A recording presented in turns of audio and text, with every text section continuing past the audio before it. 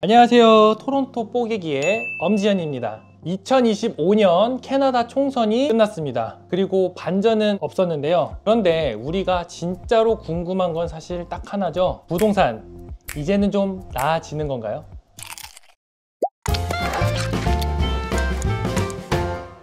자, 먼저 짚고 넘어갈 건 바로 이번 선거의 큰 그림입니다. 이번 집권한 건 자유당, 그리고 새 대표는 마크 칸이죠.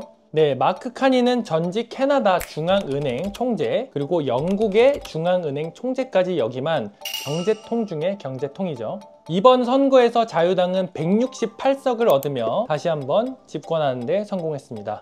하지만 이게 단순한 정치의 승리만은 아니었습니다. 트럼프 대통령이 재집권이 확정된 이후 캐나다 내 반미 정서가 들끓기 시작했고 보수당의 친미 노선이 비판을 받기 시작했습니다. 자유당은 반대로 미국 눈치 안 보고 캐나다의 길을 가겠다라고 강조하며 지지율을 단숨에 끌어올렸습니다. 자, 그럼 한번 돌아볼까요? 과거 자유당과 보수당이 집권했을 때 캐나다 경제는 과연 어땠었을까요? 보수당이 집권했었던 2006년에서 2015년 당시 스티븐 하퍼 정부는 기업 감세, 균형 재정, 원자재 수출 중심의 성장 전략을 펼쳤었습니다. 하지만 2015년 유가가 하락을 하면서 큰 타격을 입었었죠. 자유당은 2015년 이후 10년 가까이 이끌었지만 팬데믹 이후 폭등한 집값, 렌트비, 생활비 문제, 그리고 이민 정책 실패로 실패했다는 평가를 받고 있습니다.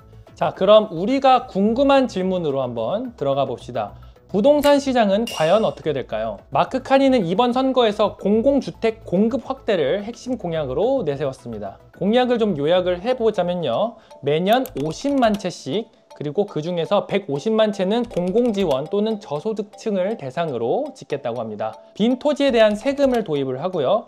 외국인 주택 구입 제한을 연장하겠다고 발표했습니다. 또한 개발 인허가를 간소화하겠다고도 말했습니다. 이전 자유당 정부는 공급보다는 수요 억제 체계에 집중을 했었는데 외국인 매입 제한, 공시가 조정 등으로 투기 방지는 일부 성과를 냈지만 실제 공급 부족을 해결하지 못했다는 비판을 받아왔습니다. 이번에는 확실히 공급 중심의 정책으로 방향을 틀었는데요. 부동산 이외에도 몇 가지 중요한 공약이 있습니다. 일단은 치과 보험을 확대한다고 하고요. 18세 이하, 65세 이상 저소득층까지 전 국민으로 확대를 한다고 합니다. 그리고 학자금 대출 이자를 면제하는 것을 연장하겠다고 했고요. 이는 청년 부담 줄이기를 위한 연장 조치라고 볼 수 있겠습니다. 네, 이번에 자유당은 168석을 확보했다고 말씀드렸는데 과반은 172석이라서 또다시 소수 정부로 남게 되었습니다.